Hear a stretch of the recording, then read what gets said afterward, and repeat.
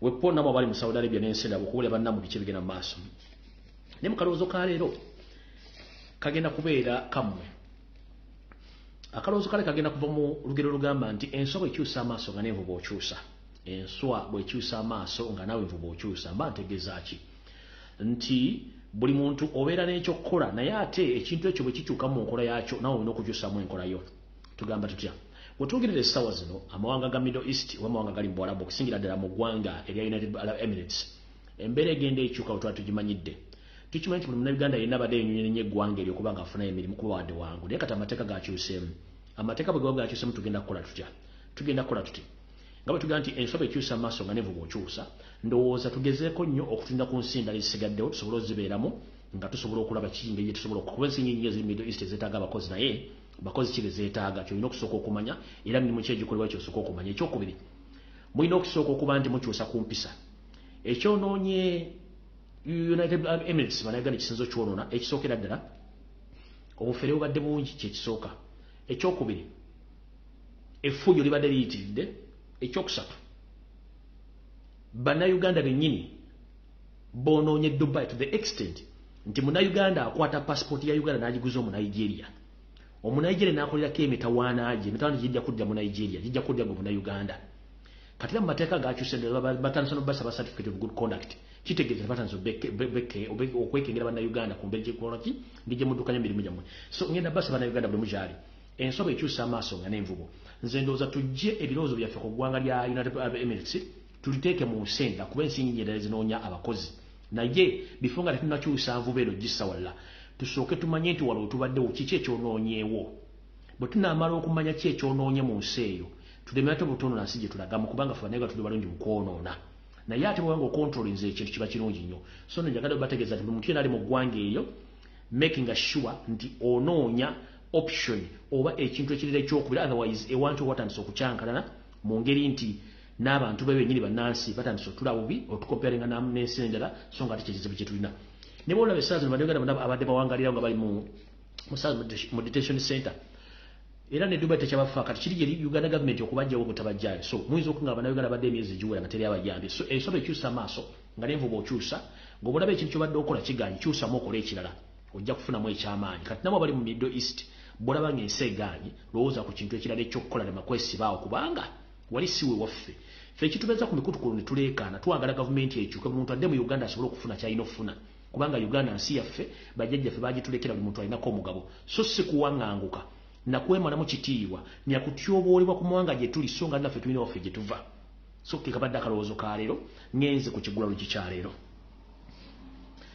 era mbatumiddeko mwenna abanyumirwa Ekigulalugi nange ntuuse nakyo olwaleero mbalamusizaako Ekigulalugi kino nno nga sinatandika njagala nsooke nkowoole bannayuganda mwenna bali kuno olwaleero nsaba munkowoolere ku musukulu gwe bayita Muhammad Nsereko Mr Kagege amukulu Kasabbuuni naye abeere ku vidiyo eno Yoseri tibahaburo tabasiro mtana wakali chezisire temzesede nsanga bisibe na nyini toilet nkwetaga ku video eno Janet Kembabaz nkwetaga ku video eno njagala abazadde mwenna bazala mbagala ku video eno njagala abajasiba UPDF mwenna buli barracks muri mbeta ku video eno njagala aba UPDF abali mu department oba mu department ya Air Force entebe mwenna mbetaga kuno naba SFC muhozi kanyero pama nkwetaga ku video eno abaseemo yaba iso mwenna mbeta ku video eno njagala mbere ku video eno kuba information giendese egenda bakwasa ku mutwe buli mwasigale nga yewunyiza kye kigenda maso mu gwanga nekata musobola kitegeera all right ndoza mazobba tumabantu mejagala babereko kuno ndoza ne bwentandika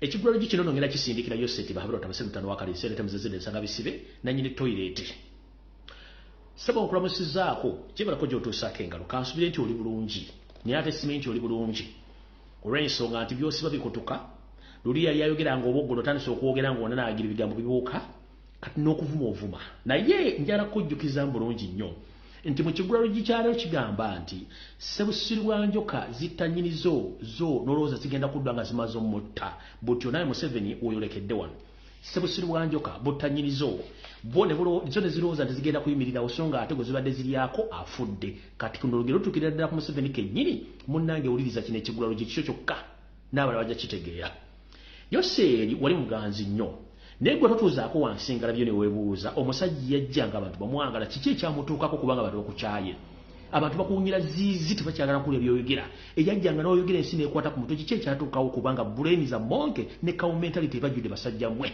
kati mu kiggulalo gyekyaleero kikino njala okwebaza nnyo bacomrades mwena bali mu European countries mu America wa n'abali ku social media ku platform zonna ku TikTok wa bali ku Twitter bali ku Facebook weyiwati tamwe bali nnyo okola mulimu gwa kuwandika na gwa kwogera temusanga mukono Museveni buzi bwayolekedde si kwekalakasa siki wabula ebigemuwandika ebigemugera ku social media bibireese obuzibu ate n'ekirala kikino buli muntu woli yonna ng'oli ku mukutu oyogera ensonga zino bantu baziraba kyensonga nakyo Oluganda balufuula nti lusobola okuvunirwa ku gogo ne balufunamu entegera mu nnimi endala Museveni ky'ataamanya kati ono mukulu ono bumukeeredde munnange omukulembeze wa February Kyagulanyi Ssentamu Mulonde bwe yagenda ne yeekubira enduulu bannabwe beekubira enduulu ku mivuyo n'obubbi obuli mu mafuta gano munnange Museveni yalowooza nti munnange bijja kuggwa nga byabyagala kati ate munnange ntera obbagamba nti wandikola ekintu okulumya omuntu n'owunzika ng'oyambe muyambe ekkiriza enswaswa etayanula yereege engalabe Museveni kino ekigulalo kikikyo bulijjo ovaayo arrogantly n'oyogera you don't care naye nga tokimanyi kikyoyogera bano abantu balaba naffe tulaba kati munnange previously nga wagenda walukawo olutalo lwe Ukraine kati olwe mugamire passport zaweddeyo because of Ukraine njala kubuuza Ukraine producinga ngano simpapula zikola passport eyo ngenda gendayo ninjagadde bawa mugano ka preamble n'ogenda no-invitinga foreign minister wa Russia najja mu State House Entebbe n'oga nti Abamerika n'Abangereza ne Bayoleans tibalina kye bategeera obwongo bwabwe bufu ne basirika ono mutabani wo muhoziraga najja ku Twitter n'awandiika kwa Sasiro ye naye nti awagira Russia n'asirika kyokka lindako bano bogamba nti bawumba tuutu abalwanyisa Russia be bakama bakuleta mu Ntebbe kubanga bewabira during Aminu regime n'ogenda n'okola blackmail yenna gwakola kwa Amini day one mpaka lwe mwamujja mu Ntebbe gwe kennyini mu bigambo byenjogera mu kigulalo kye tewafugibwa Akamini wadde wiki yakufugamu essaawa zaali 24 n'odduka n'ogenda Tanzania taliko muyeekera n'okola sabotage mu economy n'okola sabotage ku international level n'okola sabotage politically n'oteekawo obuyeekera n'otega bomu n'okola blackmail mu kimu n'okikola kati kiwakola nawe kennyini wa making sure nti Amini bamubulakalistinga ku international level nga tafunadde ekikumi n'ekimu it's you who did it Museveni you made sure that Idi Amin Dada is blocked internationally without getting even a single coin from all international banks. It's you who did it. So right now we are doing the same thing you did to let Idi Amin Dada. Ndoza pichipichi oyulira wevuga. Kuvugira mu matuka tojuulira. Newe kazanga fukana ba pichipichi oyulira. Tubomusinde wansi tutika mu jene n'ojula ngevuga. Kati gwe nawe twakimanya nti kyokola munno nawe bajja kikola. Wabulookinga Idi Amin Dada. Economically, socially, politically, international. Amini nakola nga tafuna loan mu international banks. Naffe kitukola kati olwaliro so guluma yaguzza. Olya munnange kati guma bulungi nnyo. Okugamba nti aba European Union basiru ne bakyagula basabotage businesses. Which business do you have in Uganda? You are non-Ugandan. Because everything belongs to you in Uganda. So you are non-Uganda. You are not a living thing. Oli kintu ekitaliiwo. Nenga tewefudde tuli muna Uganda. Kati wavudde n'ogamba nti programs zigenda kutuukira. Let me ask you one question. Zigenda kutuukira sente ogenda zijjawa. Teri muntu yenna asobola kukyakuwa sente mu nsi yonna takyaliyo. Kati wano otunga nti Ssebusiri bwa Njoka bulumanyirizo ne beerabeera nti bw'anaafa zigenda kulyawa. Olugero n'otuukira lutya ku nsonga gye baga mu kigulalo gy'ekyaleero. Munnange omugenzi Idi Amin Dada gwe ngenda okulifaalingako yali musajja mugezi nenga teyasoma. Ne mumubulookinga mu international community obutafuna ssente. Kye yakoze so kimanyi. Bulijjo kye mbagamba aba mulina PhD mulina masters bazi bawandiikira nga temulowooza kubanga mulina mental ne brain za monke. Amini kye yakola ya stabilizing economy n'adya n'empuwalinga bannayuganda n'asala omusolo n'atandika okubanga ye asobola okukola kye tuyita barter trade within the neighboring countries n'okuba nti asobola okugenda mu nsi yali ayinamu emikwano n'asobola okuba nga akola nazo trade mu ngeri yeesoboka naye nga ayempawalinze bannayuganda.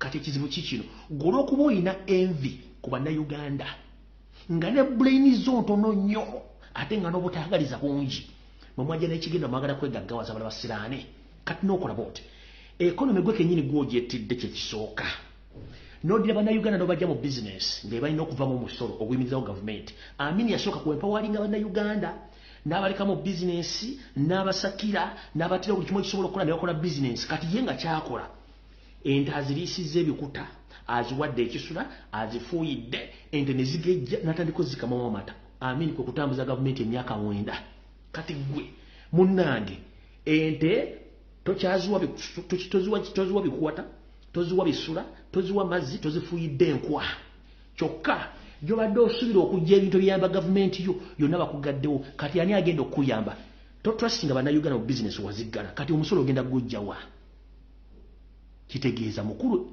kyandanda omugeyo okola ki ogenda kituge mu kigulo kya luli sebusiri bwa njoka ziruma nnyinizo nti bw'anaafa zigenda kubeera wakati gwe kituukiridde ku ggwe kennyini wadda n'olinyisa emisolo bannayuganda baga mu bizinesi wadda n'oddira bizinesi z'abanaasi wansi n'oziringamu ebigere kati bakyakola bali abali aido tokyasobola bajja mu nsolo naye ate obeesinga ku mafuta tagatali nagago nga tolina adde capital kitegeeza ki mukulu ogenda genda mpolampola ogenda kogga ng'omukadde emyaka gyo gy'olimu ogenda kubalukanga bomu I'm here to inform Ugandans ekigenda okutta Museveni kennyini takimanyi naye ng'ekigenda omutta kigenda kuva mu ye kennyini kyekigenda omwettira kubanga obwo ng'alina butono wagala bali opinions basiru okay no problem kyewakola amini naffe kitukukola kati essaawa zino kati ate gwe amini kyena disadvantage yaddira business n'aziddiza bannayuganda n'ab'empoweringa ne bakola business n'abajjamu omusolo wa Uganda government for 9 years kikulemye okukola gwe omuntu agaa nti mwasoma nga batasobola basobola okuyimiriza wa gavumenti mukitegedde bulungi nnyo omuliro oguwulira so nno mu kigulalo gikyaleero we mbagambidde nti bano abasajja tubeesobolera buli kimu kikole ne time egenda kutuuka kate najja na nsimbi kubanga ekimulekedde kikambwe nnyo kati mune mutabani we yakolanga tweet nga tamanyi ffe zino tweet ze twakola okwogera ku Robert Kyagulanyi Ssentamu n'agenda mu European Party si kwe kwokka n'ebirala bingi nnyo ebireese okuggala amafuta gano. One, the moment wagenda against your bosses mwe muli Abangereza mwe muli European countries mwe muli n'America bwe bafuga ensi si Russia. Russia is a Soviet Union country nti yeri independent ku byayo ne katasobola agenda against the world gwe nosigala ng'ogiwagira kitegeeza obwongo bulina butono nnyo. Tugamba nti abantu abangi bagwa buli muntu waabwe kati gwagenda na sitaani muno kyekizibu kyosanze kadde afumene factors zikuleetedde obuzibu gwe nga tomanyi naye ng'ekijja ojja kiwulira kubanga obudde olina butono nnyo kyekibadde ekigwalo gikyalero kati njalagenda ku firimu evidiyo eyandeese. Alright, kati mu ggwanga omuli abasajja abafu abazibu ennyo vidiyo tennaba sinagenda ku information kuba nina vidiyo nyingi information mugenda kutya abagala okumanya ekyakubya ennyonyi ekkongo kiki ekyagiviiriddeko Ebola storage tuula wano wansi mala okuwa information eno bulungi nnyo. Alright, waliwo abasajja bano Abanyarwanda abali mu Uganda Revenue Authority. Mujjukira nti abasajja bano Abanyarwanda basiru nnyo bakola ebintu nga tebategekedde.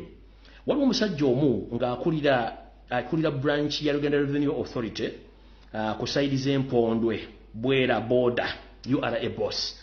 Omwami bamuyita NBK Katika Williams. Omwami ono era ndowooza ayinza okuba musajja Munyarwanda.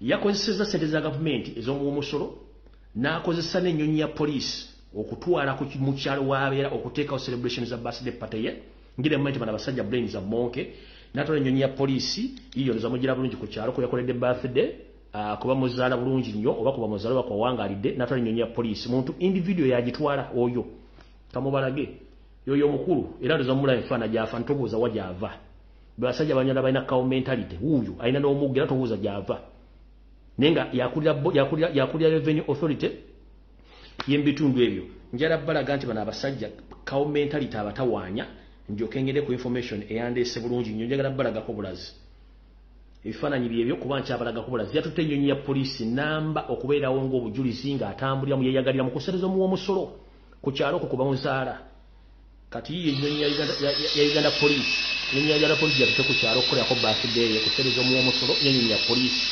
n'akuŋŋaanya ebyalo n'ebyalo ng'abalaga nti ye w'amaanyi mu ggwanga w'osibye ennyonyi ya poliisi namba ogenda ogikolemu birthday kitegeeza brain za monke awo sigenda kulwawo mpita mu buyisiru kwakwayo tugende mangu kubanga tulina ebyokukola bingi nnyo. Alright, tulina ebyokukola bingi nnyo. Mbadde ndabidde bebaza njala nnyo okubaza mwenna abana bali ku social media ku TikTok ku bwenyi bw'ekitabo ku Twitter baakoze omulimu nabasabye mu nkubire omukulu gwe bayita Kagege Nnyereko Muhammad ono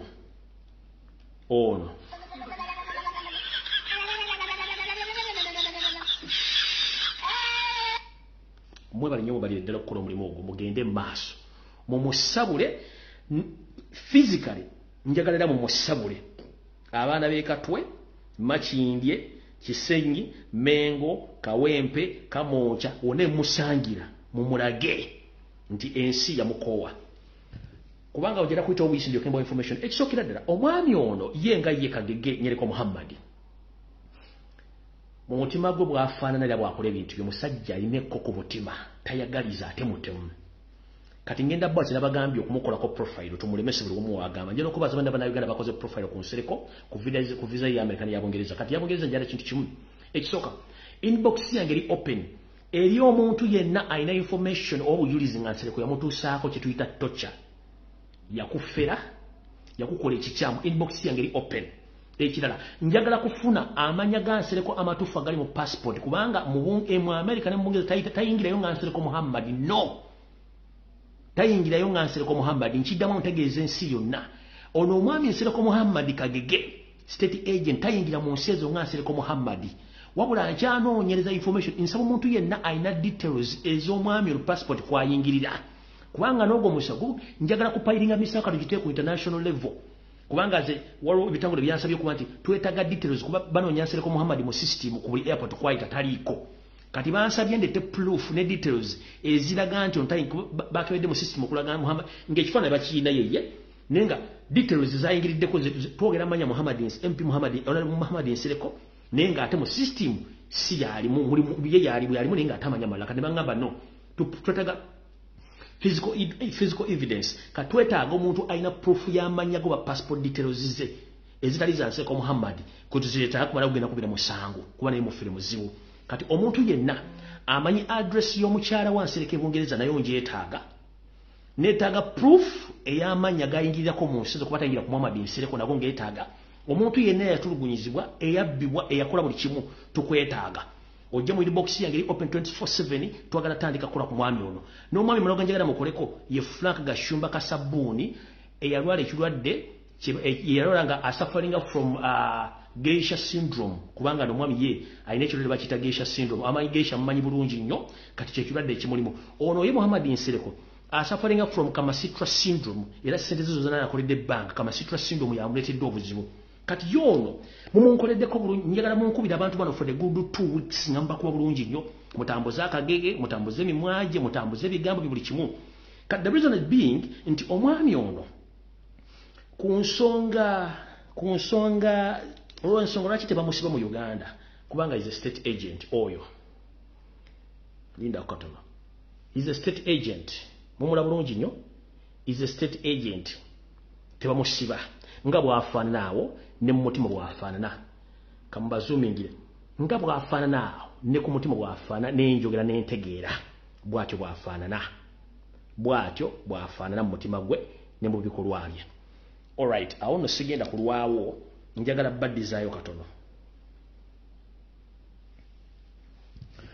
omwami ono avunaanibwa emisango naye emisango gyonna egimuvunanyibwa nga tatukanko ku poliisi wadde okusibibwa mujjukire nti amafuta gano okutawa tegatandise leero omugenzi Honorable Serena Nabanda gwe mwalira nti baamuwa obutwa Nsereko Muhammad ono baali mu lukolutta omwami ono era ne babuuza ne samples mujjukira omwami gwe bali yagenda twala samples South Africa okumanya ekyetta omukyala Serena Nabanda bano ba Nsereko Muhammad ne bagenda bakola okujjukujju ng'amaze otegeera nti state gigenda giwunyira ne bagenda babayo samples ka video ono nkyakalina n'akalagye buli bulungi nnyo njagadde bazanyirako buzanyizi mutegeere lwaki tebamusiba kaakano sample nnene nnyo mu makage poloti 8 Old Kampala Secondary School okuliraana Old Kampala Secondary School ng'era tubeetaaga okusobola okutuyambako mu kunoonyereza okugenda maaso ku nsonga z'okufa kw'omubaka Honorable Serena Nebanda. Yes, the NRM has killed people. Yes, the NRM has killed people.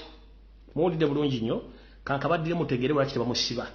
1 emisango egivunaanibwa mu Uganda gisukka ne 50 tewali musango gwali gumuvunaanibwako emiyitirivu ennyo omuli obufere obusi obutemu n'okuwamba abantu naye tewali musango gwali gumuvunaanibwa kubanga state agent kati okufa kwa Serena Nabanda batamanyi Serena Nabanda ye MP omukyalo omwana omuto yali tawoza myaka 3 eyavaayo n'agamba Museveni amafuta ga Uganda it's none of your family business. Twetaaga buli muna Uganda afune mafuta gano. Era sigenda kikiriza nganzo omuntu omu nasimbe nkuli.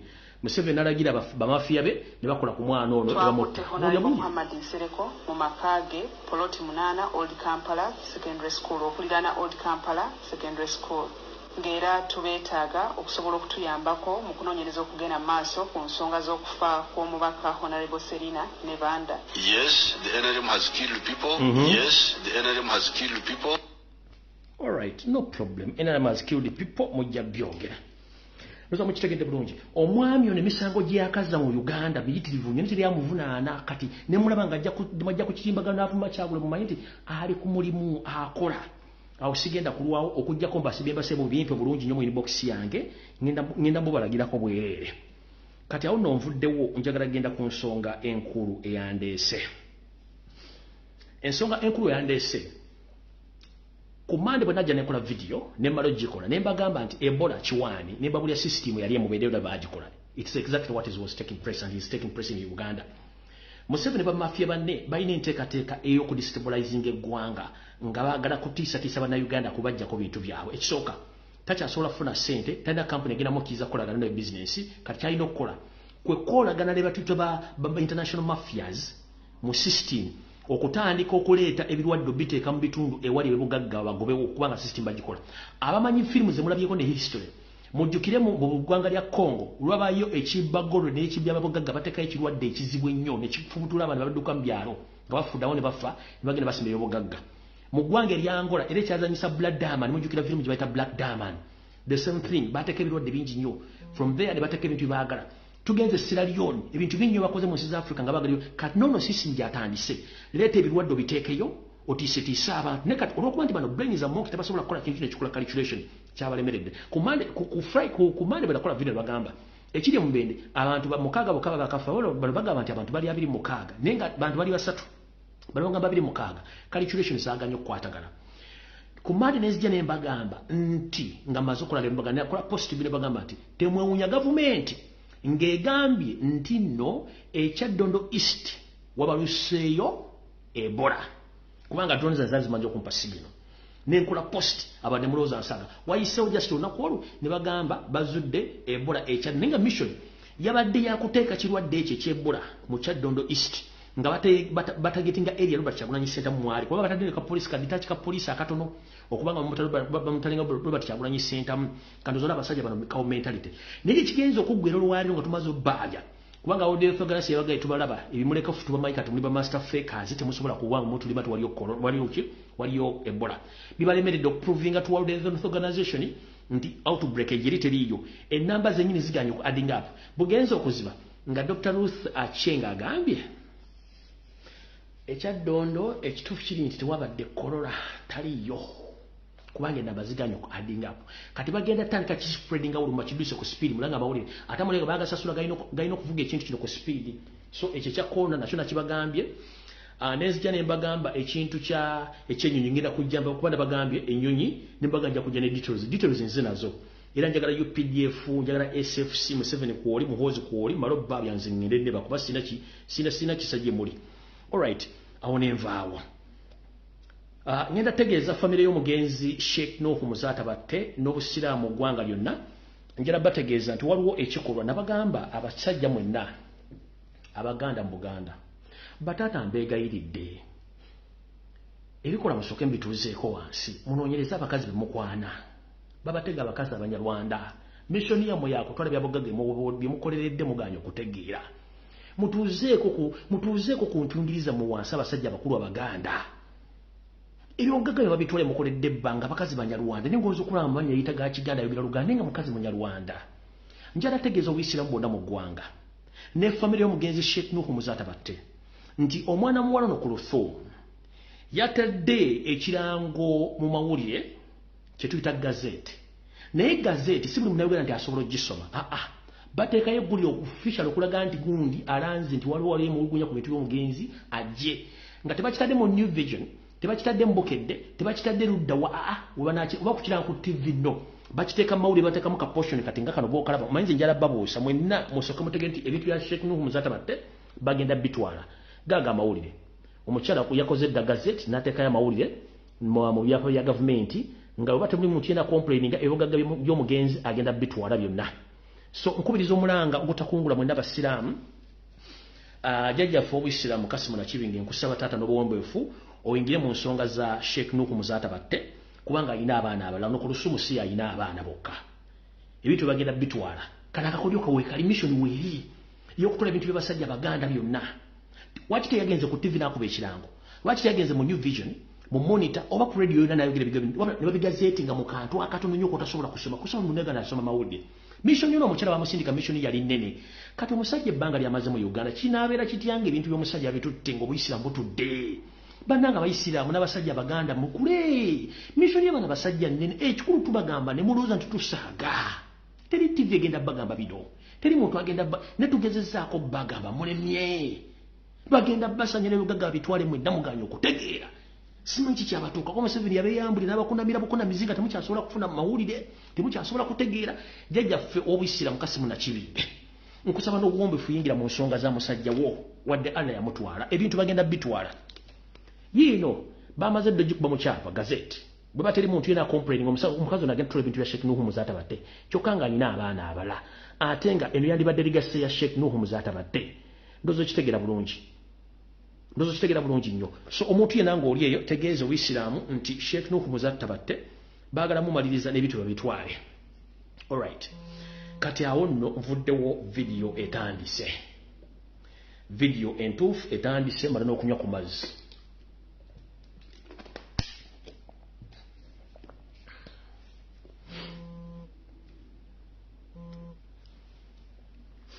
Maze n'okunywa ku lwendo lw'amazzi. Nze amanya gange nze Lumbuye Fred Kajubi ekekemeko ali. Ekyandeeta muno kwe kunula eggwanga lyange sisobola kutuula wansi n'ensirika ng'eggwanga lyange Uganda balitwala. Ngera Obuganda busanawo nga ntunula. Siryankuzibwa kyekisooka, seewulira, seeguya, ate seemanyiiza. Y'ensonga lwaki nnemedde mu struggle muno. Twali bangi leka tusigadde batono. Ne information tekyasobola kutambula. Batuzoganya buli wamu. Nenze ndiwo okusigala kubasobola kuleka nsi yange. Munyarwanda gimamiramu. Sisobola kuleka nsi yange Munyarwanda gitwala akafuwe tugenda kwabika nammwe. Bulijjo mbagamba nti abasajja bano Banyarwanda nga muwakana era ng'ensi bagitwala mulaba ne strategies weziri. Kano ka video ngenda kabazanyirako just njoke ngende ku birala. Mukamanyi bulungi nnyo. Linda konjala kabazanyira mukamanyi bulungi nnyo. Omwami ono ngalina muganda we bali mu kuseka abasekeri abasajja n'abakazi banna Uganda. Kakabazanyira wano mukalabe.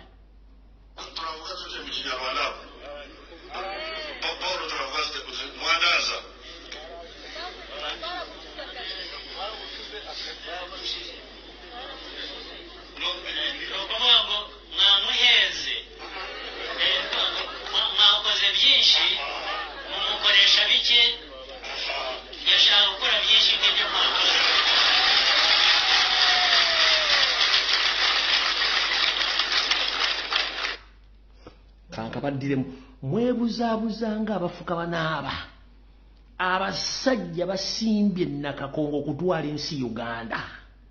Mubawulire wulira kankabadde mu ndio gusembayo.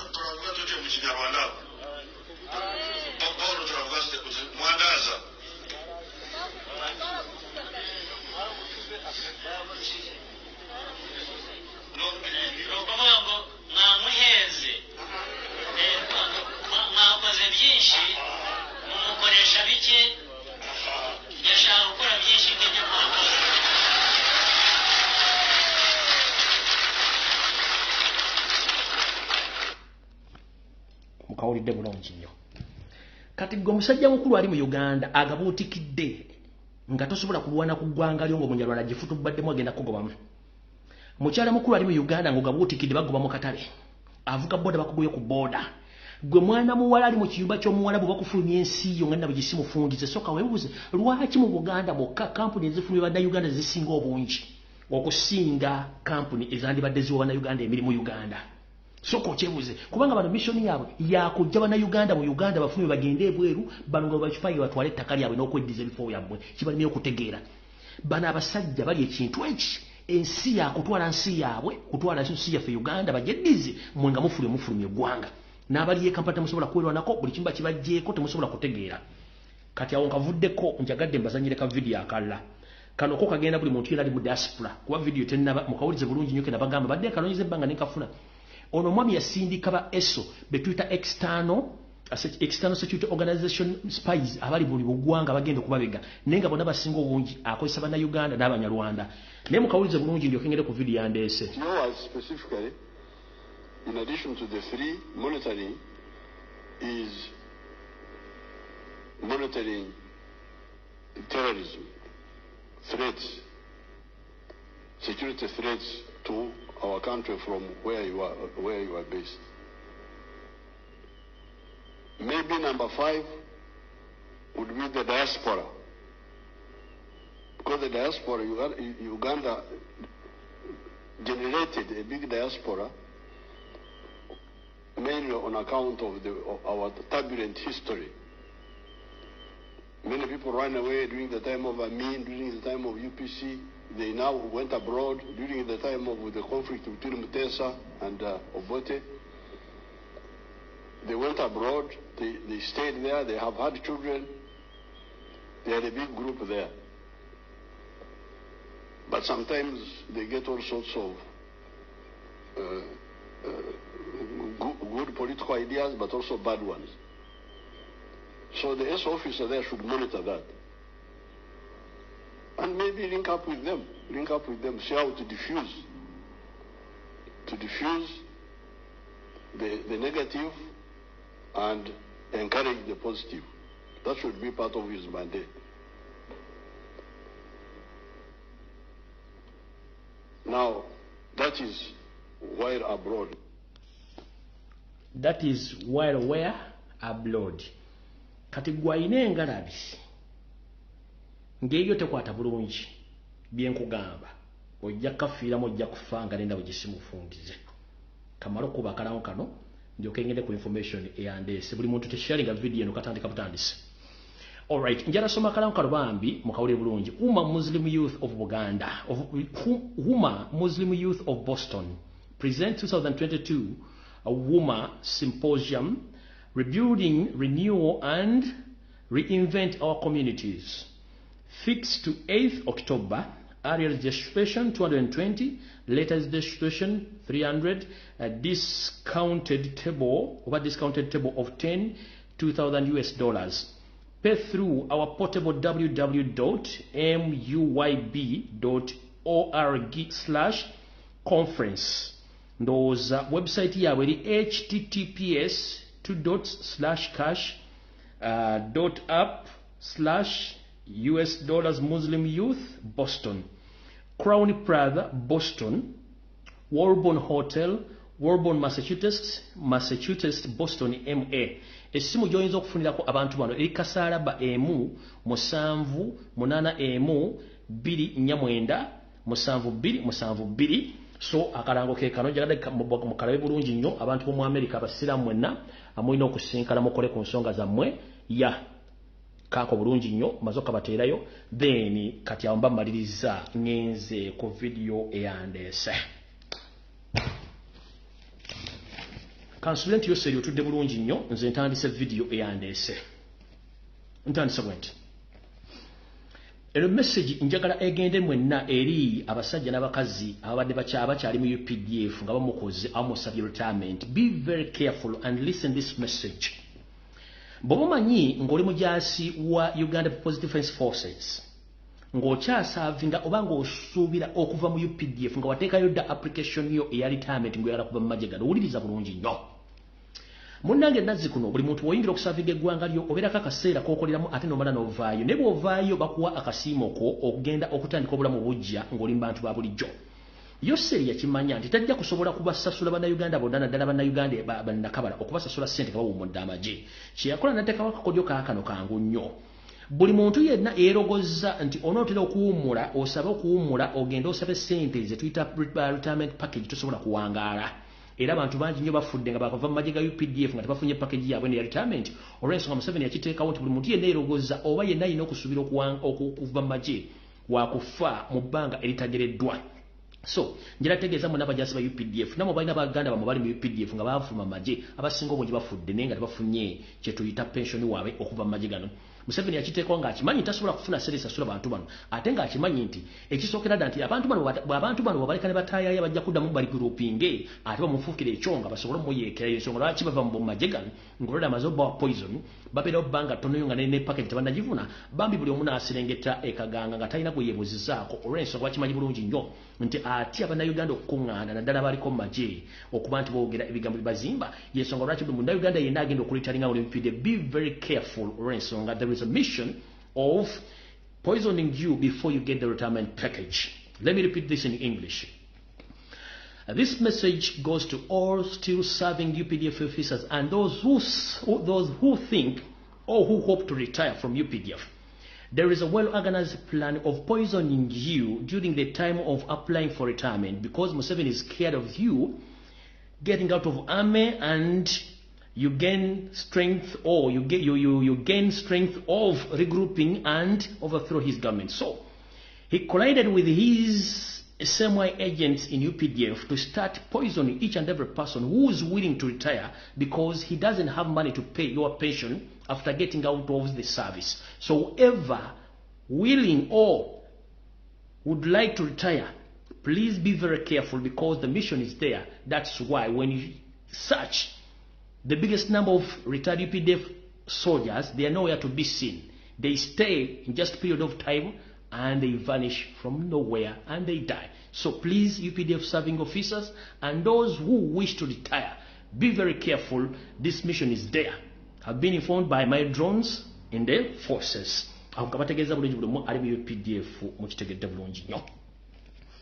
Kati ngenze ku mawulire ge nafulumya ku Monday omwali aga Ebola n'ennyonyi gye nabateerayo. Gano kangatandike bulungi nnyo bwegati. Olwatuuka nga booluganda otulabira ng'abeerawo mukulu eyajja bamwagala muyitayo ssente bahulwa tabasire mutano wakale nsente tamuzezedde esanga bisibe nannyini toilet. Naye we twogerera essaawa zino naye gaakaaba gaakomba nti obubonero bwonna obuli obulaga nti omusajja ono ayidde era agenda. Abasomera ebbaluwa mu bbaasa batandise ozisoma naye ng'ate ffe tumanyi bingi nnyo ebisinga ne ku bbaasa zammwe. Omukulu ono yaayidde abulako majaani we twogerera. Naturally yaabulako majaani. Ajja yeekazanga omusazi w'ebyayi ku kkubo nti mulamu nnyo najja n'aboggula mu public niyo oludda mu nnyumba n'atandika okutintimanga faani eweddemu amasannyalaze nkiddamu. Omukulu ono bw'ajja mu public bajja amaze omupika empiso ng'era yeewulira nti mugumu nnyo naye oluva ku katuuti ako n'adda mu State House n'atandika okuyugumanga faani eweddemu amasannyalaze oba eneetera okuzikira era abeera ne mumala biseera temujja kujjayo information. Bahakazi baagala gikwatamu. Bahakazi mwagala gikwatamu ne muswadde. Alright, ntandise. Mwagala gikwatamu ne mulimba. Omukulu ono bw'ajja ku kituuti okutandika okwogera atandika okutiisatiisa n'okkanga abantu naye gye buggwera nga azze mu kiyumba n'atandika okkankana kubanga akimanyi. Mwamulabeko bulungi nnyo ng'enjogera gy'ayogera yenna abuulukuse. Mukimanyi kye bayita okubuulukuka. Okubuulukuka edda twalyanga koona ne tulya doodo kati emboona bw'ebuulukuka yessaawa eno yesseri gyali mwabuulukusa ayidde abulako majaani. Bw'ogattako pressure obutaba na ssente, bw'ogattako pressure obutamukkiriza kutambula nga talina buli kimu kitegeeza ayidde. Kati gwali abadde asuulidde ennanga mbu simena va mu struggle simena akola ki kyekiseera twongereko pressure ku pressure. Akagambo ako kajja tukakozesa pressure ku pressure atakulekera tomulekera ennyanja ekuttoomera. Omusajja ayidde. National ayidde, political ayidde, economical ayidde, international ayidde. Buli omwamu mulaba kyamulenge salambwa lyansenke ate jjukira nti amalala gakulembera ekigo. Ebigambo byayogera essaawa zino bye bigambo badikitata bane byayogera era bye babakubya kati nno nekigenda omukubya bigambo byayogera byakamanyiiro. Kati mukulu nze nkulabula ekigambo kikino kiri kimu. Gwe lwaki teweebuuza buli kyokwatako kikuva mu ngalo essaawa zino. Mu mwaka gumu gwokka wakafiirwa jets 3 ennyonyi 3 mu mwaka gumu gwokka. Mu mwaka gumu guno gulutunamalako wafiira ennyonyi 3. Ennyonyi yabaddezeeko ko gwe yagudde sayidi ze mubende mwaganye bannamawulire wadde n'ogu okukapicalinga vidiyo wadde okulaga ekifaananyi kyonna. Era temwayogedde b'ofiisaazi ki babaddemu. Temwayogedde babadde ku ddaala ki mannya gaabwe just mwagedde temukkiriza munnamawulire nakapicalinga kintu kyonna. So yenna yafiiriddemu kubanga ennyonyi tesobola kuva mu bbanga n'egwa ne wataba waafudde. Ekyo mwakizinzeeko ne mukizingiraawo. Mwade temuli busa nga temuluza nti ennyonyi egenda kugwendala. Munnange njala bategeeza banna Uganda. Mujjukira omugenzi Dr. Cyprian Kizito Lwanga bwe yafa. Ennyonyi eyamujja ekkololo mutwala ewawe ku kyalo eri bayige bayita ekyabaka sikyajjukira na bulungi. Bayitayo oba kyabakadde. Let me see here. Kambalagi kuwa na kafaananyi. Ennyonyi eyo eyatwala Dr. Cyprian Kizito Lwanga. Kambalagi wa n'ekifaananyi kyayo. Alright, ennyonyi kyekine kika kyayo. Kyekine kika kyayo ennyonyi eyo yatwala Dr. Cyprian Kizito Lwanga omujje kollo omutwala ekyabakadde gye bamuziika. Ye ennyonyi eyo ennyini. Eyo tebalekiriza yawedde dda n'engenda bawa details yagudde etya byana bagibaddemu biki ebibaddewo kyengendo bawa. Alright. Ennyonyi eno eya UPDF yagwa ku lunaku olw'Emande nga naakava ku live.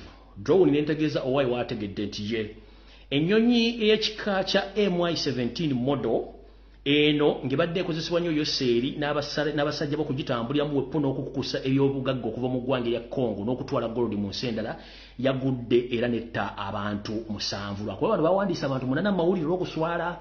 Kati ennyonyi eno ani yagikubye?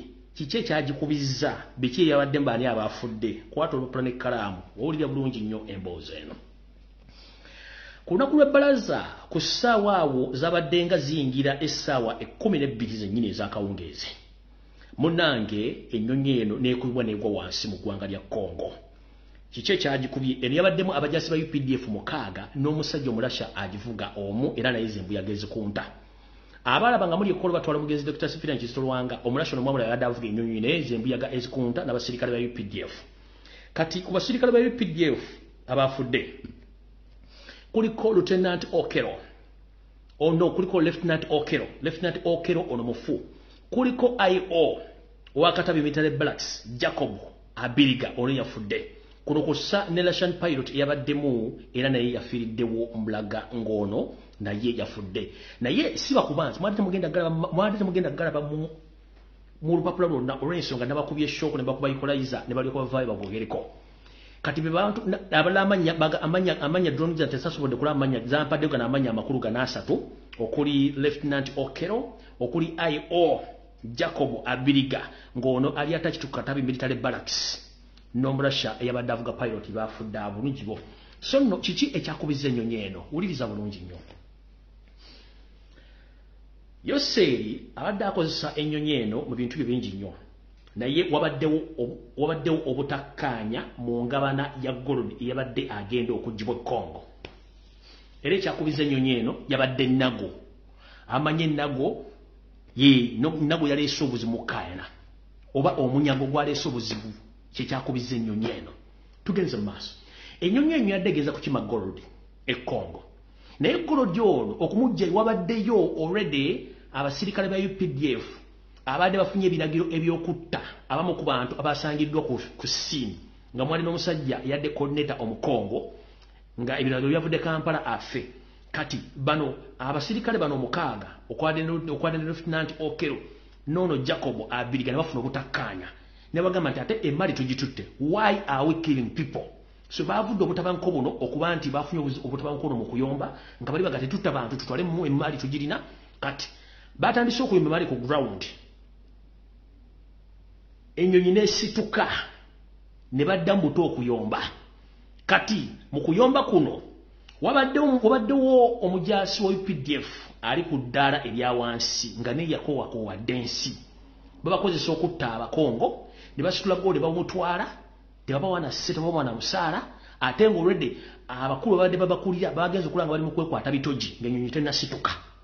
Omwana oba yabaddeko mu mando yaki ennyonyi nasituse n'eddambire bwet n'akwata RPG already nga amasasi gadde gawuliddwako okusinziira ku black box ey'ennyonyi eno kuba nayo bamaze ne bagifuna. Already ennyonyi nga tebanagikuba black box amaloboozi agalimu ode mu nnyonyi mwennyini mwaddemu olutalo ng'eŋŋumi evuga n'amasasi gavuga. Kati ono omwana yabadde ku ground n'asindika RPG ne wandula ennyonyi n'egwa wansi n'ennago yaayo awo buli kimu ne kisaanawo. Era betwongerera essaawa zino ng'ennyonyi nemaze okuba wansi. Yoseriti bahabula otabuse mutano wa Karekezi yafunye information eno era teyamuyabisiza bulungi. mu kino beebuuzizza chemical early information yagijjawa nga ne entire UPDF nafuna information Museveni kenyini information nga yakamutuukako bonna nga tebanafuna information ate nga zanagifunye nembagamba mujja kuba bulungi nnyo nze drone zange nzina buli kisitwatu wonna bwe zirina okubeera so ekyalese ennyonyi okuwa wansi wabadde disagreement between the shares ng'ate abaana bali ku ground bakozesa emirimu gy'okutta bannansi b'e Congo ng'ate babasula musaala ate nga nabano baga tetugenda kutta bantu twala ebintu bitwalese n'ofuna obutakkaanya ndoza n'emizimu gya Uganda ne gigamba mwekyape nyonyi mwana agikuba RPG amanyi RPG mu kimuyite eky'omumpu kino kye bakwata bati ekimuyite eky'omumpu propera grenade ejo byenyi ne violence nengo already mwademo olutalo munyo okusinzira ku black box information ebadde mu black box enyonyi ezo ziberamu akasanduka kaddugavu kabaka kufuna information yonna enyo ebyogerwa mu nyonyi nabiche ebibaddewo singa ebanga egudde ku buzibu so black box amalobozi agabaddemu gagiraga bulungi nnyo nti wadde obutakkaanya mu kutwala ebintu ebyo byonna era bwe twogerera essaawa zino bwe mala ofuluma information eyo ku ssaawa zinyiri ku mande nga maze okola post Yoseri yagidde mutabani we Muhoozi Kanyarugaba ne bakwata abajasi babiri omu ali ku ddaala ya captain omulala ku ddaala ya major era bali under house arrest ng'abuuza information yenu yafulumye enti okutuuka ku Lumbuye ng'eggwanga Museveni yakagitegeera UPDF nagitegeera ng'ate badde bagikwese ne media nga tewali media yonna kutegeera nti information yenu yabaddeyo era abantu bangi baafudde njala tegeeza Muhoozi Kanyarugaba nawe musajja mukulu Yoseri information tujja gifuna tujja ku exposing amini to the extent tujja na kutuko kuleta nuduzo vesungu gwakana so njala tegeze gwanga nti tebagante nyonyi yagudde yadde kimye ennago nefuna mubuzi wane bakale bafuna ukayana belyasi no mwana yabadde wansi ku ground naji beach kompra naji wanwe wago naji teka wansi so no bana basajja bakutte abasajja babiri okuli ali ku ddaala ya captain ne ddaala ya major babavunane okuba nti bawadde Lumbuye information Muhoozi nga ndabo gisimufungize ta captain yono tane major sina gwe mayimu UPDF nze drone zate mujja zisobola mubate basajja batu tebana kya bakola ne bakutte bomu bakutte kata military barracks na mubate tebali bagenda kukola era batwogerere sawa zino njera tegeeza bwenda abasirikale abali mu detach oba mu kitongole ekikwasaganya ku kubuusa n'ennyonyi mu ggwanga mbategeeze bulungi nnyo nti RO Jacob Abiriga mufu era kitalo nnyo ddala nembategeeza nti Lieutenant Okero naye mufu wepo noyo pilot omulasha naye yafudde mukanyolagano kano akabadde mu kulwanira ey'obugagga nga tesibyaabwe so no bategeeza bulungi nnyo bonna ba Air Force Commander Entebbe wepo ne Katabi nti abakulu bano bafudde n'abala tebaboogedde kuba drone zampadde kamanya mwangu wa muri gari ga kusuna ko busunyi so njala bategeeza mwegendereze nnyo olw'ensonga tebana basajja bali mu nnaku zaabwe zisembayo ebizibu balina bingi nnyo basobola okukola ekintu kyonna ekitategeezebwa kubanga bategeeza nti black box information yafulumye edda biki eryabaddemu alright ndoza mutegedde bulungi awo kati kanzire ku information endala tugende mu maaso alright ngamba nti akatali kabbe amagumba oli osula mu mulyango wetwogerera Yoseri babiro tabasera ntano wakalekeziba agenti babetwite bikabada batandise okuzzayo ebintu bino bibabawa okubeera nabyo mu ngeri etategerekeka mwenna njala tegeza bana Uganda nti ebizimbe byonna emula mu Kampala nakiri singo bungi zonna nsimbiza mu wa musolo nga wetwogerera abagagga bamba batandise okufuna ebizibu ebitenkadde babuli ekya Sudiri ekya Kalimu Hirigi gyali embeera gyali mu sinungi kati ngende sega Sudiri wetwogerera agenti wa Museveni Sudiri Lupareria ne mutabani we Rajiv Lupareria ye ono yabinyikadda mu nsuwa nagenda mu ggwanga erya Bungereza ngere kimuddusa ebintu bino kyekwasa ku byobugagga ng'ebimu tabitegeera kyekwasa ku bufumbo bwe nga obufumbo buno omukazi gwe yali awasizza nga naye ebintu bizinesi zebakola tebazitegeera so omuvubuka ono yagenda mu Exile bagezezaako muzza n'agaana nga bata nti omuvubuka ono ayinza okuyiwa ebijanja n'abiwa mu mafuta ne byononeka lumu ngera bwe twogera essaawa zino kampuni zezimu n'ebizibu bitandise okuddayo mu mannya amanya g'abantu abakolagana ne state nga gava manya ga Sudiri era nga n'amasomero agasinga obungi city parents ne Kampala parents gonna tegakyali ga Sudiri wakubadde nti bali gibetera ya Sudiri kuba ebintu bigenda biddayo mujja kulya mpolampola nga nebirabizeeyo mujjukire nti ono omusajja y'omu ku balina ssente empitirivu nnyo ez'eggwanga nga Museveni ne famire ye bamuteekamu ensimbi nnyingi nnyo okuba nti azimba amawoteeri azimba amasomero azimba za akeedi n'ebintu bingi nnyo ebiri mu ggwanga naye nga byonna biri manya ga Sudiri naye ng'ebintu bino byonna ekikulu bya Yoseri babiro tabasera mutano wakale ngisere tamzezedde Janet wepo ne mutabani wa Muhoozi era twogera sawa zino kati ebitongole bibadde bikuuma business za sudiri ne bisingo bungi byaggiddwawo kati SFC mu butongole yekuuma nenga bakozesa ekigambo kiri ekya salasini okujjo bire bale bikuuma kati bakozesa SFC ngeri mungo eza bulijjo nenga ate bakazi na basajja banyarwanda kati bakuuma kampuni za sudiri amujja kula lumunga ne sudiri yabinyise mu nsuwa kubanga naye simutitizi mulwadde akimenti ekikutobude kinatiro buta siyo yekka abantu bangi nnyo nga otwongerera abagagga bangi batandise okukyusa ownership n'okuga nti ebizimbe babitunze okubiza mu management endala nenga si kyekikulu bano batya kintu kimu kuba nti bakaba baagala ebintu bino biddeyo nga tebategedde nti ensi etegedde wenjogerera essaawa zino omugagga gumuyita mugagga haamu ekisaawe nakimota kyalinako complex n'emu zonna zizimba nannyinizo era nga n'ebyapa byakyusibwa dda tugenze ku Drake Lubega ono ebintu byasigaza bitono nnyo byamunguwa mwemulaba kukyusa management nagikyusizza kumbe bizimba bizzeeyo nga negimusasula sente temusobola kulako na muntu negumubuwa sente kubanga bano bambala masiki abasajja abanyalwa bamanaginga kati akendiza abasajja bano kubanga bakitegera nti ekikuttobude kinaatera obuta so nno temutya mwenna mbagamba nti mwongeremu amaanyi musinziire mutegere biki bigenda maaso awo nvuddewo ngenze ku information endala eno egenda eri mwenna abazadde abali mu Uganda nazze ne bategeeza nti ekigema abaana kikyagenda mu maaso mu masomero naye ani ali emabega w'ekigendera kino soke nsimbewo n'akati nnyo ku mazzi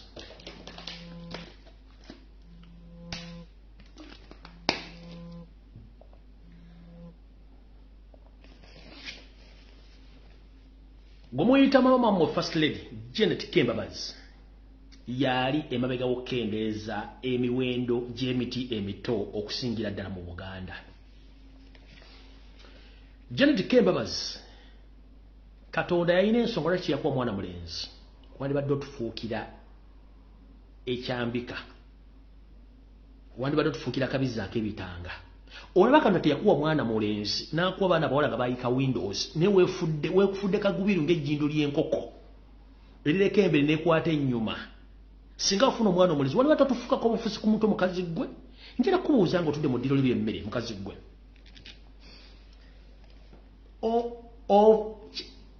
where did you get pain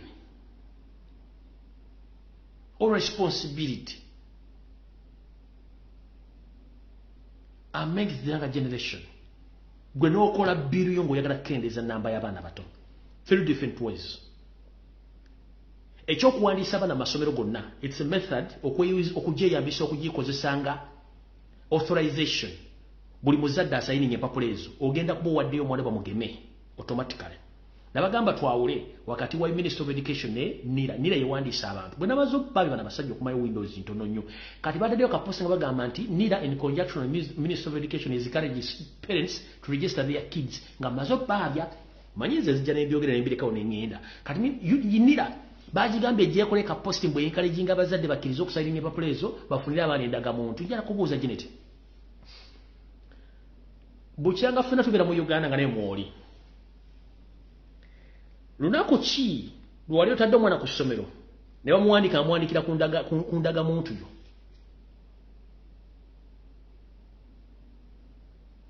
Wana omwana abeera n'amannya ge gwe nnyina ne kitaawe. Kiki ekyetagisa nnini nnamba y'omuzadde ogiteekayo bawandiise omwana. Ffe twasomera ku nnini nnamba z'abazadde baffe. Oba twasomera ku biwandiiko by'abazadde baffe. Buli mwana afuna student identification yiye mpaka emyaka 10 giwera. Twagala kubuuza ekigendera kyammwe kiki? Kanjala bagamba nti bannayuganda mwenna basayininga empapula ezo muba musayinize consent kye tuyita olukusa olukkiriza Janet agema abaana bammwe. So first immunization through first pretense egenda mu maaso y'okugema abaana mu masomero era bakikola. Kati enkola endala yiino ekintu ky'okubateekako amata one baluzinga market akatale k'amata wano mu East Africa naddala mu Kenya amata ne gaddiba. Kyokka balina amata ago abagala gatunda. Nabagambye bateeka amata, nababudde chemicals bateeka amata enkyama. Kati balina okukola bagenda kuforcinga amasomero okugula amata ago baganywesa abaana nenga amata ago gali contaminated. Kati bagenda kuba ejjinja limu okuba ebinyonyi biri. One, forceful immunization bagenda gikosa kubanga drone zazaleyo ku mpapula Janet nga zisayinize bakikole. Two, bagenda kukozesa amata gano okugawa abaana bamanga galimu empitambi etakkirizibwa. Mujja kulanga abaana bafuna pressure alusa sikoserozi abaana simbe balina sukali ku myaka emito ng'obulamu bwe bukenda kubanga mission yakendeeza abaana bano mu ggwanga naddala mu Buganda naye njala kubuuza kubabe ani gwe bali baleze kola ebyo nga bamugema kabe bazzukulu tebabagemangako negwe kiki obulumi bujja ludda ku baana banne bootazaala tolina gw'ogulira pampa tolina gw'osasula rent tolina gw'oliisa tolina gw'osasula school fees lwaki toleka ebitone bya Katonda byatadde ku nsi ne bibeerako omutima mugenda gutuusaawa Janet Hitler yafugako ensi okumala ennaku ali luddawa Mussolini ali luddawa naye mumulowooza mugenda Katonda lwaki mugezesa Katonda abantu bazaala abaana baabwe tolina gw'oliisa tolina gw'oyambaza tolina gw'olegulira kyakulya naye gwe oyagalira na still obateekemu ekikolwa ky'okubakendeeza ng'oba tekikyuyagala nze neebuuza ofunda omuddu bakulumanga mu Uganda bangi gwe olw'okuba wazaala batono oba basula mu state house w'osula kijigala okubuuza mukazi gwe tokyagenda mu nsonga z'abakyala that is one nti ogenda kuzaala nno ekitegeeza baana bakazi abazaala bakuluma Katonda akumu omwana omulenzi tu olina buli kimu tewali akubanja neera n'abaana abato abazaalibwa bakuluma babatte njala tegeeza public please kyonna ekikolebwa mu masomero kikyamu mission ya Janet yakendeeza abaana bamwe nkiddamu bire biga byenjogera nja byogera nga bwe mbyogera nga sibirumyemu wadde olunaku n'olu mission eyokendeeza abaana bamwe mu masomero naddala mu Buganda Janet Kembabazi yaginamu omukono kubanga buli kimu yakisayiniza kyawedde buli gwe bagamba mwana n'afa ojja kunoonya Janet buli mwana olwana nnyo amata n'afa ojja kunoonya Janet kino kibaga tekiriko kubuuza eno mission yiye kubanga yagisayinize kani njagala ove weegaane ku bigambo byenjogera omanyize mbakwate waluma nembanyiga bwe nemubuuza nti nsaaga so nawo nawo nvuddewo vaccination egenda maaso amata gano gagenda maaso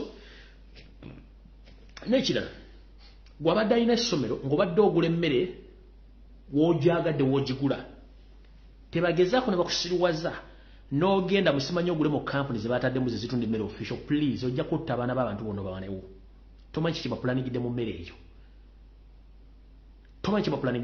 eyo temugeza ne mugenda ku kampuni ze bagambyeko ogula emmere mujja kutta abaana b'abantu abazadde bajja banoonya ng'omwana akomyewo ng'alwadde ebintu bitategereka omuzadde ajja kujja n'ejjambi yakutemeeteme nga tena gweyeebuuzizaako nsonga yagakumako omuliro musigale mukate gye mbadde mugula emmere muve ku kampuni z'abasajja bajja kutta abaana b'abandi abazadde bajja banyiigira bajja batemaatema temwina gwe mugenda kunyumiza mboozi muwale ng'oli yazadde omwana we ye musika jjukira mu Uganda abantu tebakyazaala balina ebizibu bingi nnyo ng'azadde obwana bubiri ng'obuwadde amata ne bufa omusajja ajja kujja n'ejjambi akutemeeteme nga tena gwe yeebuuzizaako olw'obusungu bamutwala musibe lwa mwana we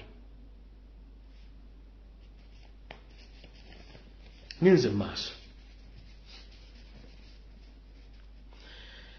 mu ngeri y'emu ey'okutta bannayuganda njala tegeeza bannayuganda mwena era baganda baffe omukalamojja basirina obuzibu bungi nnyo muhoozi kanyeno gaba apulaninga okuddamu okuliployinga heavily mu bitundu by'ekkalamojja njagala musimbe wakati kyonna kye mulaba state agent Kayanja kyakola okubalaga nti aflaginze off emmere egende mu kkalamojja tetuukanga yiwadde ku muntu wa bulijjo n'ogwo kubanga enteekateeka ya muhoozi n'ekitaawe yakutta bakalamojja babattisa enjala baffe baggwewo wetwogera abasajja n'abakazi bali mu kufa naye nga muhoozi yasindise SFC n'esalako buli kakubo konna akasobola okuyingiza emmere ekkalamojja era bali mu kufa mu numbers ennene naye ng'ebundi kiki ekitisa abantu bano kiki ekitisa abantu bano kubanga they want to replace the indigenous Ugandans with foreigners from different countries mentioned from Burundi, Rwanda, Ethiopia, Somalia nkiddamu ekitisa bannayuganda bannansi bannakabala baagala bali pulesinga n'abantu abagwira abava e Rwanda abava e Burundi abava e Somalia abava e Ethiopia ne Eritrea kubanga bebaagala abeere mu nsi bagenda okubeera basavanti baabwe mwenga amaze bakendeeza mu nnamba oza mukitegedde bulungi kyovula tebo bagoba ku mataka bo bateekeko abantu baabwe kati ekkalamoja baagala battisa njala amataka bagatwale bagateekeko abantu baabwe oza mukitegedde bulungi nnyo so abantu b'ekkalamojja temusuubira nti bagenda kufuna emmere olw'ensonga nti buli muntu yenna agenda okuba nga aweebwa emmere ayinza okufuna ekyasi kyabwereere olw'ensonga nti bano abasajja bamaliridde ku nsonga y'ekirwadde ky'Ebola mbagambye nti yo fake Ebola taliiyo bano bali mu pulaani za kufuna ssente mu World Health Organization naye kikyagaanye era ne bategeeza nti n'ekintu kino ekyadde ekyekyadondo kuba nti bagenda kasanga tewaliyo Ebola Ruth Ochenge n'akivaamu batuziza ba RDC ne batuziza bakulembeze ku byalo na buli kimu kyonna Minister of Health basobole okukola ekintu ekyo naye kyagaanyi nga tekigatta era nebira bigenda kuba tebikyagattira ddala olw'ensonga nti ebintu bakola byonna bya kiyaaye. Alright, ndowooza ndakomala okula saameka sawa 3:5. Okay, kati ensonga endala yino buli Munnayuganda yenna ayagala passport kiyinza okubeera ekizibu okufuna passport wetwogerera. Ensonga esooka yino 1, buli lwosasula sente nosasula passport, sente zino kugibwako eza gavumenti ne kugibwako ez'abakozi abakola mu kitongole ekyo ne kugibwako sente ezisindikibwa eri abasajja abafulumya obutabeerwa abalina materials ezikola passport. Ne sente zonna nga musasula family ya Museveni zigenda kwa account mu Dynamo Trust Bank, sente balyambye tebaddamu kusasula passport ku restockinga. Kade bosasula passport ya express ngebadde yanna ku 2 banna ku 3 kiyinza okutwala emyezi 6 egifuna. So Bannayuganda banaje muli njala bategeeza temwerumya metwe ekintu kiri eki musigale mu struggle tuteke pressure ku basajja bano bagenda kubalukanga boom buli kintu kigenda kudde ku nnomo ate tutakikola. Ayagala express enzo kufugirwa omwaka, ayagala nnomo enzo gitambulira omwaka, passport eziriyo okumanya bana basajja basiru. Kayindo tafire yavugambye nti whoever applied for express passport, please, we are very sorry about that because due to the wrangles between Russia and Ukraine, so we lack materials to print those passports. Kane webuuza otalwa Ukraine ne Russia luyingirira wa mu bantu okufuna passport eba applying emyezi n'emyezi bo na amafuta buganya baga ntwala Ukraine engano baga ntwala Ukraine sukali boni baga ntwala Ukraine kane passport tebazina mu service teziri mu store teziri mu bakugambya ani Ukraine kati boli omuntu nga yekwasa ebintu bitamukwatako nga nabavane baga nti sente bano bazirya Geneti Muhoozi ne Museveni sente bazirya so nga tasinga bate sente bazikwata mu sasula mugula ne bagula bata passports bane bade weziri so temutegana kumala bidisira mu tugenda kuchima passport ziriyo sente bazirya basapula balina okusupplying obutabo babivaamu tebakyasobola kuwa Uganda sente kuba passport nga tebabasasudde sente zo mu kitegedde bulungi buli agapala passport tuza wansenga labiyo okakanya kabinako ojja kuwa bulungi tofaayo mujja kujja mu strong tewali abayisinga mugenda kujja bulungi nnyo mukitegedde bulungi nnyo so mutegere bulungi nnyo ekigenda mu maaso mu ggwanga sente baazirya mmane yani amyete ziriwo kubanga bana basajja balina ekizibu kimu kikino wano kanti babuulire balina ekizibu kimu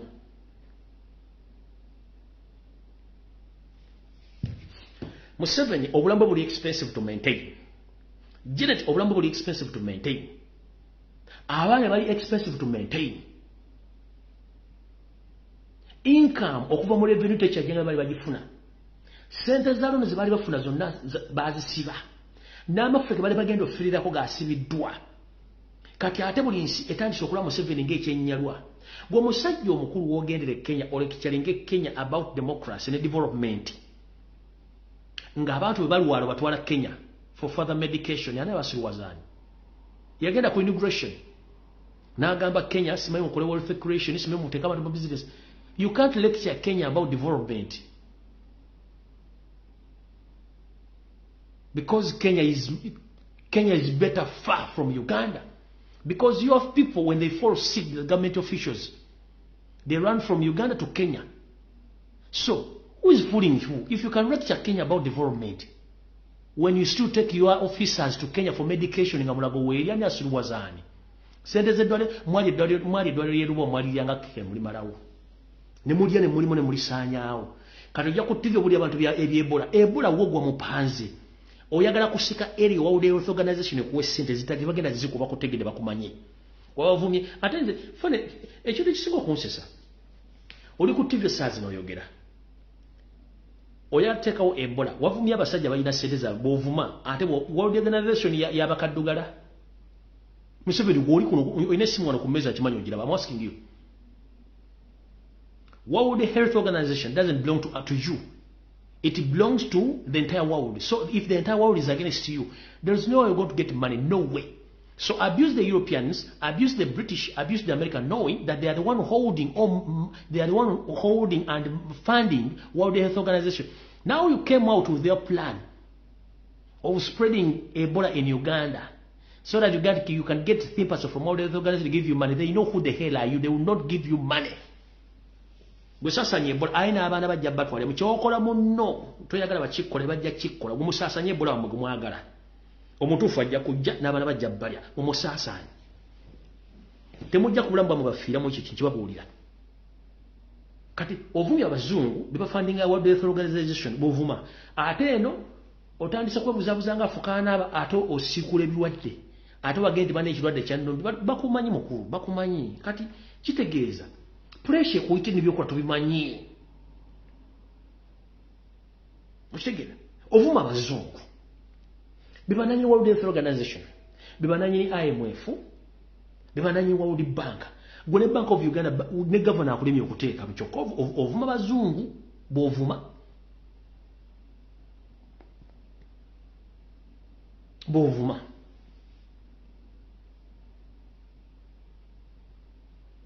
ni hata ili abali bavumye konga gwe where are they tebayina ko balabikira ate kisinga okunsesa munnange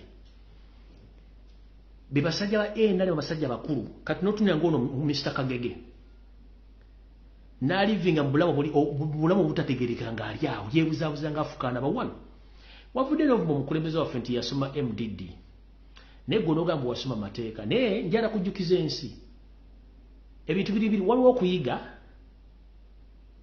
nenga totegeera Nsereko yayiga netategeera amagezi ayina ga Mungu bagalinga ga tabizi yagenda n'asoma degree neta practicing na mateeka temana kibayita mateeka munna mateeka yasoma etteeka ngira practicing amateeka Nsereko siroya yasoma mateeka ng'omuntu bona asoma course na neta practicing nga kiyasoma kati bwabanga lwachabulanyi sente bugati yakola MDD asobola okugenda mu sente ya America na presenting anagenda mu European Parliament na presenting gwe ngane mu Kampala Central you can't even hold a consultation meeting in Kampala Central constituency jotwala who is fooling who yes Kyagulanyi yasoma MDD yagisoma ate gwe mulimu gwe professional ne gwe wasoma mateeka tozanga wadde omusango gwa kabizi nti kasaze ku muzikiti tozanga wadde omusango nti waliwo yabbye ssente mu banka okujjako gwe atogera mu banka okubbayo ssente kati mukulu njala kutegeeza MDD yeyimirizaawo ekonomi z'ensi yonna this is to inform you Nsereko ogenda mu bbala ozinira ku mataali alina amataali galigagala mu kategori ya MDD music wa mataali ali mu MDD bwemugenda ku pate kubeerako music dance and drama kyekikufuula happy kati kitegeeza abantu abasoma MDD balimo important kuba kwata ku mutima basomesa abantu gwe yasoma amateeka nga tosobola kukoleza dda akabizi akayisa ku muziki tuwoosalira oba osiriwazaani mukulu kitegeeza weetaaga okuddayo osooka otegeere kyebayita MDD America ekonomi yaayo ebitundu 35 ku buli 100 biyimiriddewo ku sector entertainment egwa mu MDD Bungereza economy ya 25% eyimiriddewo ku entertainment that is MDD eya Uganda eyimiriddewo kuki ebivulo biri mu Kampala byonna bikolwa mu Uganda bigwa mu category biri mu entertainment egwa mu kimu MDD music that means someone can sing and you dance and you enjoy drama people act Nsereko osobola okuwandika omuzanyi baguzanya ku TV okumala dakika 15 ekyo tuyita art kati pa ku muntu yasoma art that's why nti akuba takumanyi tomusobola goga nti wasoma mateeka n'osoma busomi nga tosobola ga practice nga tuuza wansi empamijo if you say that you are full MP you can't even organize a consultative meeting in Kampala Central temuli mwadde foundation age eyo wadde toilet ngeriko honorable Nsereko Muhammad Tilim wadde foundation age mu Kampala Central wadde toilet business center ya Uganda ine mu Kampala Central abantu babagoba mbizimbe lwa rent tukitesangako amasanyaza baba tukitesangako kasasiro tobimutesangako ne mu city council mwenyini mu Kampala Central Kampala district togena ko mu kikola Kampala Central kuteseza abantu mu Kampala Central wadogenda ku district walukwago okuteseza ku bantu mu Kampala tukikolangako oyogenda omusajja agenda mu Senate ya America oyogenda omusajja agenda mu European Parliament na discussing na kwata gita na yimba gobongo buluza kukola nnyo if you mean that if you think that studying MDB is a joke genda na ofune endongo wojijja wonna bagikuko opozigo oluyimba muzanyisa nyine muvuga abantu bakola MDD oba bayimbe bali mu entertainment bobo osobola bakugenda ofune endongo wali oba ku piano oluyimba lwanga luliko ne bako lyrics line bili bwezi ti oluyimbe niyo amateeka bi constitution wano mbirina gishirudda wano ki constitution mali kikulaga ko wano constitution lirudda wano memo siriwaza nyo yembera mu makoda moza mu musingo kutegira wano yo constitution yange lirudda wano sajite gise wano nandi badenji kulaga wano ebyo wasoma byo bayitako biwasomaga amateeka constitution buli kimu ekiri muntu asobola kisoma n'akitegeera naye art si kintu kyango ky'okutegeera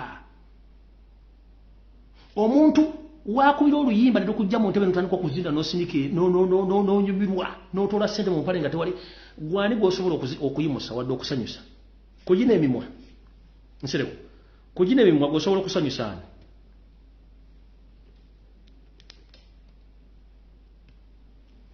jine ni mwasobola kwogera nani era asasina abakazi bakuba kisi musajja jine ni basobola jinuna eje basobola jinuna ejo wali basobola kunno muogo ogo n'abakazi mwine ebizibu era asasira hajati ya kuwasa ogo musobola okuvunga tiro okununa okukuba kisi abakazi mwine ebizibu bikuba kisi kati nga nno nayo mununde mwambo mukuba kisi oyo mwine ebizibu abakazi mbatya muri bazira kati kugwenjera kubuza ono gwe noli omukazi ya ani yawasamone kubaga tosobola kuwasa mukazi ba kuwasa efulu MP basobola kuwasiza kitegeza na uli smart wire niyo musajja kyagula gwozanyisa ayina amakage alina ebyo bugagga gotona kya bugagga mu Kampala ne motoka jolina sijo ekyo nakibagamba public enju mwosula ya amiri ya kyambadde ku Rufuru Avenue eri ebugolobi toyina kyolina musajja wa nomanyira omusajja established ayina business ayina amaka agatudde gwe abaana bawo babalabirira bulabizi bana basoka kuzala omukazi abalina mu America abalabirira toyisobola kukyolina kyosobola kwekolera ng'omanyira omusajja politically you are failure obadde mu dark side all along webuzabuzanga afukana aba abakazi mwine ebizibu nze nga mukisinga nayo ne mba mukazi ndwakiri enziruka ziba zinnemi ono ngo mukisinga oyo nogomwa ogo gumulingalo lekisi ya majaga tayide nze nga nkisinga oyo era kyo mukwasamirira kuno kyobula n'obwongo butono nnyo okwasamira kwatwala amagezi tena kyasobola kubanga you are suffering from Kamasitra syndrome buli kimu kyonna kyoloza olowooza bulu movie yakuli mu bwongo bulala ku mukazi wonna n'okyanka tosobola kwefuga kulala ku mukazi n'okyanka biggu by'osobola tonna kyosobola kirala abakazi muli baziranze mukazi gwali ebungereza nkuti oli muzira nnyo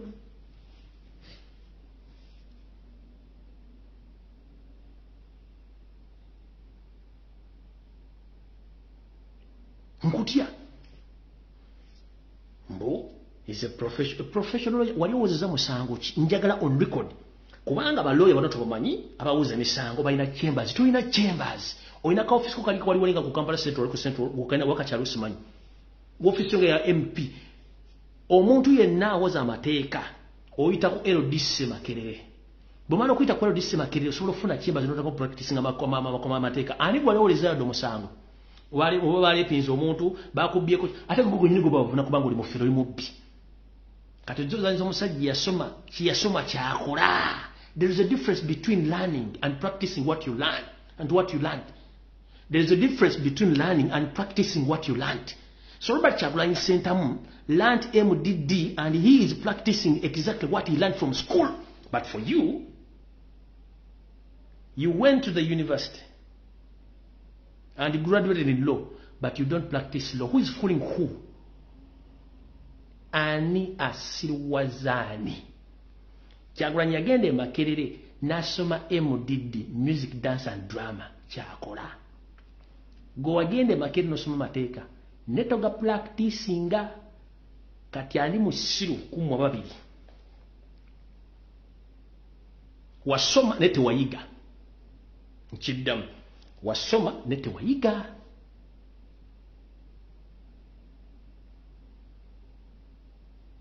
Wasoma nete wayiga. Nsereko wasoma nete wayiga.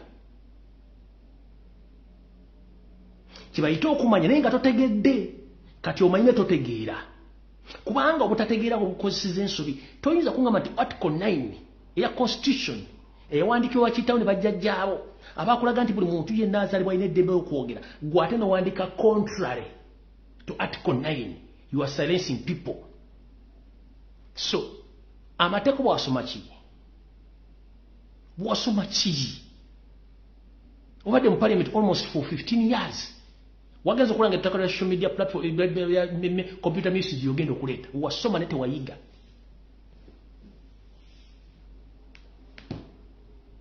Ate muntu asambira asobola kubeera mu magezi. Era kyobula nti obugezi obeera ku modala ne kasambira ensula zikabeera zikayingira mu kamwa kati ne bwoto bwoli. Kutambula ku TV osasula molega kwogereko ekikolwa kyokola. Ensi kyeyayaanira. Kyagulanyi kyakola ensi yesobola kyemwa yaayanda gutuna kyokola. Olinga museze etisse omulamu kuba tegugenda kwogera. Nsereko wetisse omulamu ate tegugenda kwogera.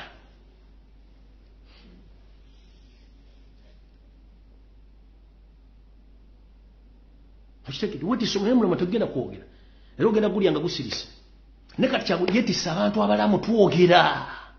That's why we inform and we teach people about the national matters. But for you, you are holding a dead body, moving around with the dead body. Now can you know remove?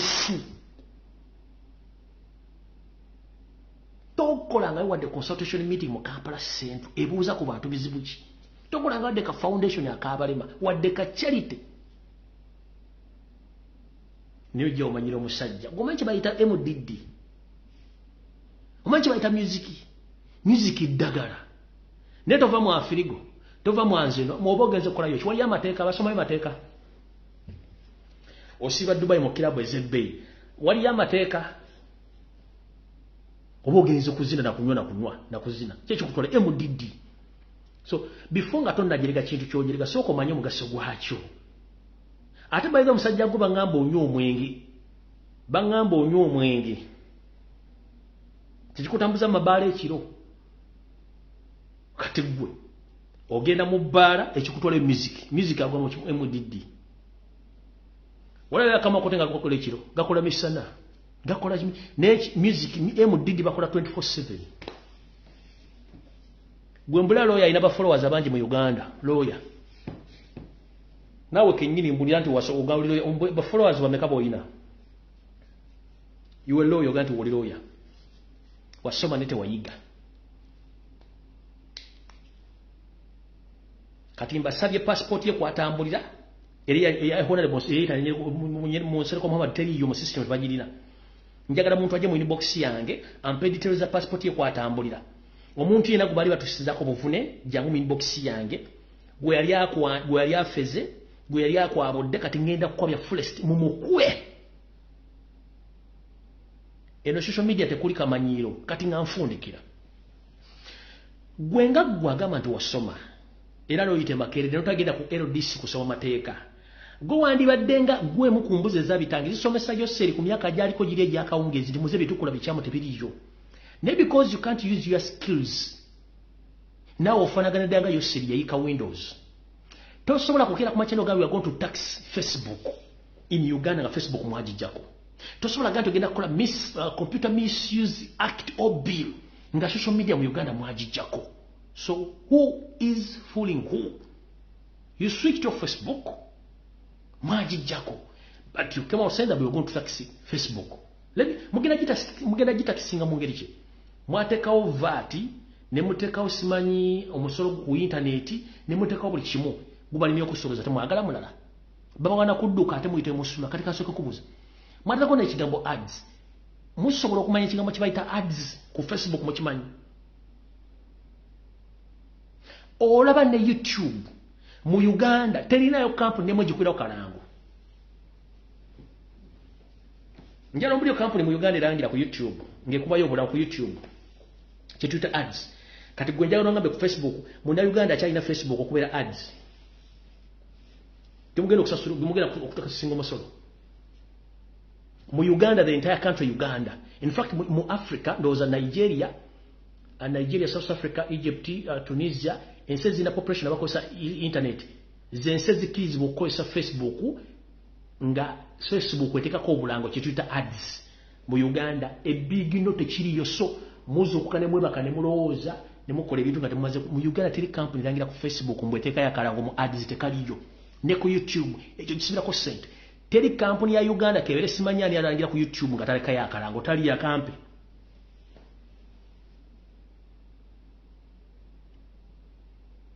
gonozuka buzokusi mo kati tugera teko temulina deka app ka social app temukalina akagattaba na Uganda tekaliyo kati odire a foreign app or a foreign company ogitakisingi nenga ne weyimiridde mu nsi weekolera mwabagamba tetukyajagala kati ate mugenda gitakisinga kuki okotoyita okunyigira mu nzikiza nga teri agenda kukulaba okitegera musooke mwebuuze mutule wansi mwe eno social media eno mmere ya lume n'ataaka abaalya mwaga mwina diguli mwasoma ne mu UCC ne mulimu okuva mu mutabaga tebiri mukola bikyamu ne baleka ne muswala njalo muri company etekobula ku YouTube one njalo muri company mu Uganda irangira ku Facebook etateka ads ku Facebook ngozanya video company ne jaka kalango oyi ku Facebook mugera jita kisinga kuki ina business mu Uganda Facebook ina business mu Uganda mbabuli densi Facebook jeja sent n'obulango Nigeria obane Kenya sizo na eje kiri ziri Nigeria Tunisia Egypt ensizi yawere nene mu South Africa nezi nezafe zino zikafenyera bugali ya BC big no mukulu ndoza nkusomeseza bulungi osoko otegere woyina okujja toli wa kitalonga goboloza twali tulebe banene emirembe engalo bakujjako ekitono kutuwa kijiko okukendera ku tikkalo ya mukyanga kuno bakuwadde girita kugenda kusala muvule ojja kakananga enjala zonna zisaze nga tokyana kyosobola kuzza akaluwa kabba remember titukulondangako kati genda mpola olidde ndowooza n'abalaba kakatona bakyadde mukkiriza okugenda kwange kuno enswasweta bino byatayagala ensonga lwakyakola amateeka kuba tayagala bino bifulume ng'otulugunya abantu mu ofiisi zo obakuba member of parliament mu ofiisi zo okuba member of parliament okuba omuntu byotayagala bifulume ku social media kuba mwagala kukola amateeka ate amateeka togakolanga ggwe ogakolera mukama wo yoseeri na muhoozi butabaabya kuba temwagala baabya ndoza mutegedde bulungi nnyo butyo ogwange bwe ngufundikira